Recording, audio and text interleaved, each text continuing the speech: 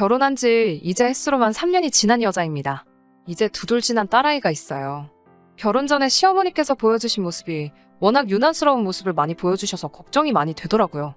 막상 사연으로만 접하던 상황들이 저한테 벌어질 상황이 될 거라는 생각을 했더니 겁이 덜컥 나기 시작했어요. 남편에게 이래저래 해서 조금 고민이 된다고 사실대로 털어놓았습니다. 남편은 시댁이 지방이니 자주 뵐 일도 없을 테고 무엇보다 제가 시어머니와 혹시 갈등이 생길 경우에 남편이 중간에서 잘 해결을 해주겠다는 식으로 약속을 했기 때문에 그거 하나만 믿고 결혼을 하기로 결정을 했습니다.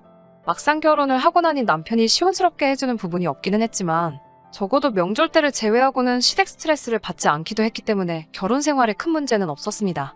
저도 잔소리에 약간 묻어난 편이기도 하고 저도 할 말은 쌓아두지 않고 꼭 해야 하는 성격이라 남편이 혹시나 제 편을 들어주지 않는다고 하더라도 저 혼자서 어떻게든 해결할 수 있겠다는 생각이 들었어요. 신랑은 다른 건 모르겠고 어머니 음식 솜씨에만큼은 자부심을 가지고 있었어요. 본인이 음식을 잘 아는 것도 아닌데 그러는 걸 보면 조금 답답한 부분이 있었습니다. 외식을 하러 가거나 밖에서 뭐라도 사 먹는 날에는 툭하면 우리 엄마가 해주는 게 더 맛있다고 하면서 밥상머리 앞에서 궁시렁대는 게 일상이었습니다. 어차피 돈 주고 사 먹는 거 맛있게 먹으면 좋겠는데 꼭 어딘가 부족하다는 식으로 이야기를 하니 같이 돈 주고 사 먹는 입장에서 여간 꼴불견일 수가 없었어요. 아이가 돌이 지나면서 육아휴직 기간도 끝나게 되어서 처음에는 고민을 많이 했습니다. 상황이 여의치 않아서 제가 전업주부가 되기에도 무리가 있는 데다가 친정부모님도 시부모님도 양쪽 다 지방에 거주하시니 아이를 어린이집에 보내는 것 말고는 선택권이 없었습니다. 결국 저는 복직을 하게 되면서 아이를 어린이집에 보내게 되었습니다. 그때까지는 몰랐는데 아이가 분리불안이 조금 큰 편이었더라고요. 그래서 복직 3개월 만에 회사를 그만두기로 결정하였습니다. 불행 중 다행이라고는 할 수 없지만 그래도 당시 코로나가 엄청 유행하기도 했고 회사에서도 저의 사정을 이해해줘서 월급을 조금 삭감하고 재택근무라도 하지 않겠냐는 제안을 해주었어요. 월급이 줄어드는 게 타격이 있기는 했지만 그래도 아이를 돌보면서 일을 할 수 있게 된 부분이 저한테는 감지덕지한 상황이었습니다.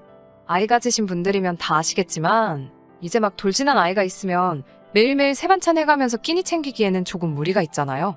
아무리 재택근무를 하게 되었다고 한들 저도 집에서 회사 일을 해야 하고 할당된 만큼의 업무를 해야 했기 때문에 집에 있다고 하더라도 살림과 일을 병행하면서 하기에는 무리가 있었습니다. 그래서 매일 반찬 가게에서 반찬을 사 먹게 되었습니다. 남편은 그걸 가지고 궁시렁대기 시작했어요. 사람이 집밥을 먹어야지 무슨 재료를 썼는지도 모르고 조미료가 들어갔는지도 모르는 걸 돈을 주고 사다 먹고 있다고 툴툴대기 일쑤였어요. 시어머니 솜씨가 좋았어서 결혼 전에 자기는 반찬을 평생 사 먹어본 적도 없고 밥에는 정성이 들어가야 맛있지 사 먹는 건 정성이 들어가 있지 않아서 맛이 없다는 말도 안 되는 논리를 펼쳤습니다. 살림이라고 하나도 거들지 않으면서 먹는 거 가지고 툴툴대니 저도 짜증이 날 때까지 나 있었죠. 그러다가 친정엄마가 지난 겨울에 김장을 하시면서 김치도 종류별로 보내주시고 밑반찬도 여러 가지 해서 보내주셨어요. 통화하다가 넋두리하듯 이야기한 건데 그게 신경 쓰이셨는지 참 여러 가지 반찬을 해주셨더라고요. 저희 어머니가 오랜 시간 동안 식당 운영을 하셔서 그런지 손도 엄청 크셔서 보내주신 걸 받아보니 엄청 푸짐했어요. 김장김치뿐만 아니라 동치미에 총각김치며 파김치까지 여러 종류로 보내주시고 밑반찬도 보관하기 용이한 반찬들 위주로 해서 잔뜩 보내주셨어요. 장조림에 진미채, 마른 멸치에 건새우 볶음까지 얼려놓고 꺼내기 편하게 며칠치 양으로 소분해서 정말 보관하기도 먹기도 편하게 해주셨어요. 제가 좋아하는 반찬들뿐만 아니라 제 신랑이 나물 반찬을 잘 먹던 게 기억이 난다고 나물들 살짝 데쳐서 바로 무쳐 먹을 수 있게 엄마가 직접 만든 만능 양념장까지 보내주시고 그 와중에 제 남편 것까지 챙겨주시니 허리도 안 좋은데 혼자서 이 많은 반찬을 하고 포장까지 일일이 하고 택배까지 직접 보내주셨으니 정말 고마움에 눈물이 다 나더라고요. 덕분에 밥만 해놓으면 해주신 반찬 꺼내 먹기만 하면 되니 한동안 집안일 하기가 엄청 수월했어요. 하지만 남편은 고마움도 느끼지 못하는 건지 우리 엄마 반찬 가지고도 밥상머리 앞에서 궁시렁대기 일쑤였어요. 아무리 반찬을 여러 가지를 해주셨다고 해도 전부 밑반찬 위주였으니 식탁 위에 올라오는 게 계속 같은 반찬이었어요. 그러다 보니 오늘도 또 똑같은 거냐고 하면서 반찬 투정을 하기 시작하더라고요. 그냥 감사히 먹어도 모자랄 판에 맛있다는 말은 곧 죽어도 한 번을 하지 않고 우리 엄마 멸치가 그렇게 맛있는데 우리 엄마가 이것도 잘하는데 하면서 우리 엄마 음식과 시어머니가 해준 음식을 비교하기 시작했어요. 자기가 무슨 대장금이라도 된 것 마냥 장모님이 음식점을 하셔서 그런지 조미료를 많이 쓰시는 것 같다며 음식에서 조미료 맛이 난다는 식으로 툴툴대기까지 하는데 듣다 보니까 너무 짜증이 나서 숟가락으로 남편 이맛박을 한 대 때렸어요. 제가 잘못한 건 맞기는 한데 제가 숟가락으로 이맛박을 때릴 때까지 저를 서운하게 한 남편 잘못이 더 크다고 생각해요. 허리도 안 좋으신 분이 너 반찬 투정한다고 이렇게 신경 써서 보내주신 거라고. 고마워는 못할 망정 반찬 투정을 하고 있냐. 시어머니는 우리 먹으라고 뭐 하나 보내주신 거나 있느냐고 한마디 했어요. 말 같지도 않은 거 가지고 반찬 투정할 거면 너가 먹을 건 너가 직접 해라. 나도 집에서 일하느라 바빠서 끼니마다 새로운 반찬을 해주기 힘들다. 뭐 이런 이야기 하면서 대판 싸웠습니다. 그렇게 남편하고 냉전 상태로 며칠 지나가고 있는데 시어머니한테 전화가 한 통 왔어요. 아무래도 남편이 저랑 다툰 걸 가지고 전화로 전부 일러바쳤는가 봐요. 전화를 시작하면서부터 저한테 너는 요즘 집에만 있는다면서 목소리 듣기는 어째 회사 다닐 때보다 더 힘드냐고 말에 가시를 담아서 첫마디를 하시더라고요.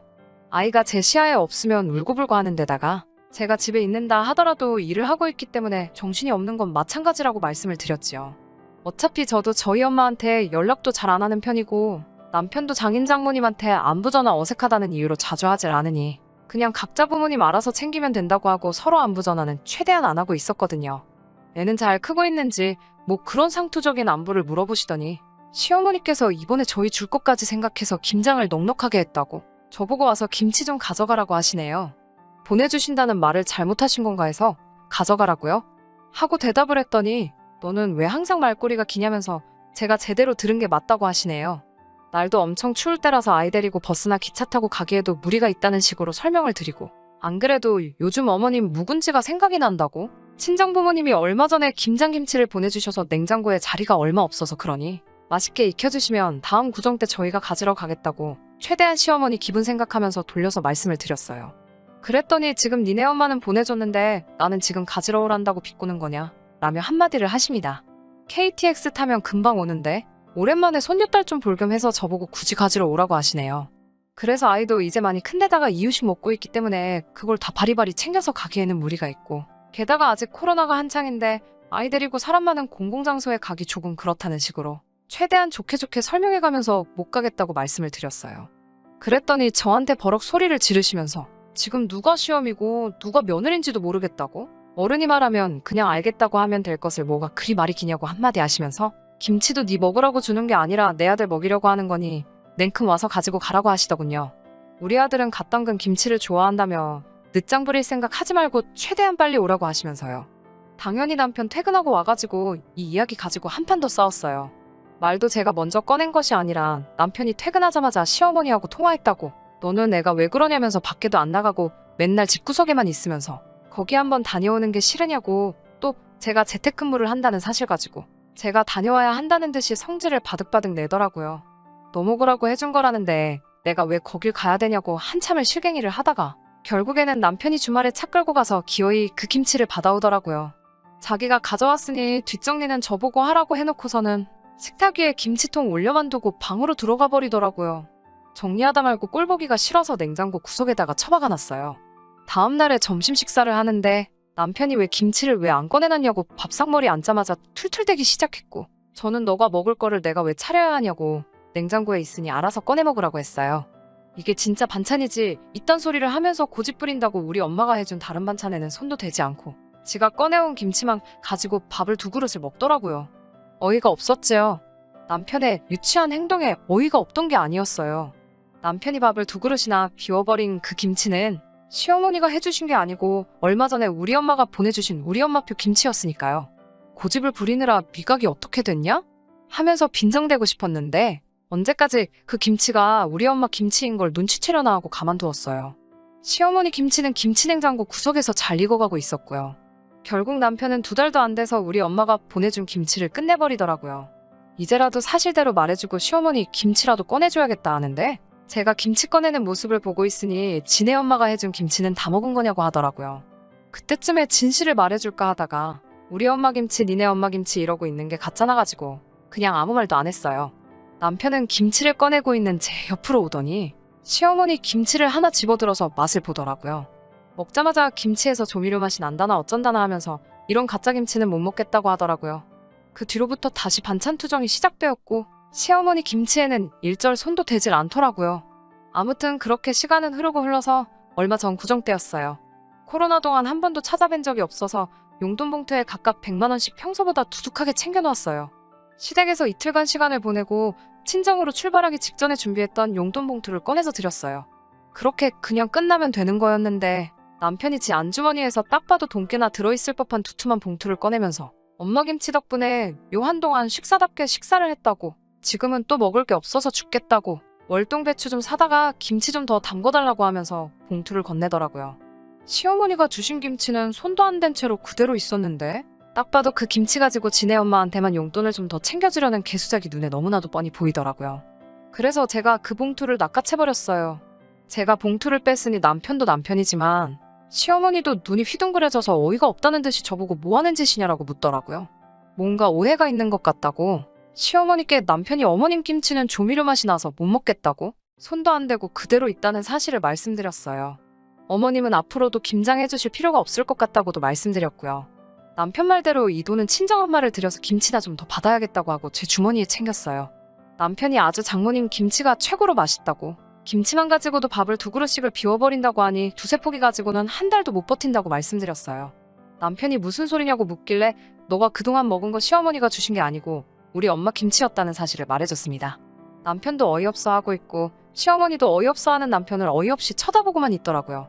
속이 후련해져서 차에 타려고 나오는데, 야 이 녀석아, 너는 평생 먹은 엄마 음식 맛도 모르냐? 라는 소리와 함께 남편이 시어머니한테 등짝을 두드려 맞는 소리가 들리더라고요. 손맛이 좋으시다는 게 정말 남편 등짝 하나만큼은 찰지게 때리시던 게 이제서야 이해가 가더라고요.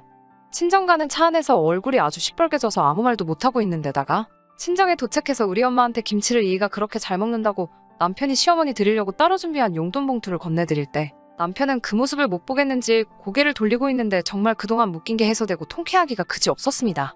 얼마 전에 친정엄마가 또 김치랑 반찬을 한가득 해서 보내주셨어요. 대충 보니 그때 드린 용돈 따로 챙기신 거 없이 오롯이 전부 음식으로만 해서 보내주신 것 같아요. 저는 제 속 한번 시원하자고 한 건데 그것 때문에 또 엄마가 괜히 신경 쓰셔서 몸도 불편하신 와중에 음식을 잔뜩 하게 만든 것 같아서 마음이 좋지만은 않네요. 그래도 그 이후로 남편이 음식 투정도 안 하게 되었고 시어머니 음식이 진짜 음식이라며 다른 데서 먹는 음식으로도 툴툴 떼지 않게 되었으니 제대로 참교육을 한번 해준 것 같아서 기분 하나만큼은 좋아요.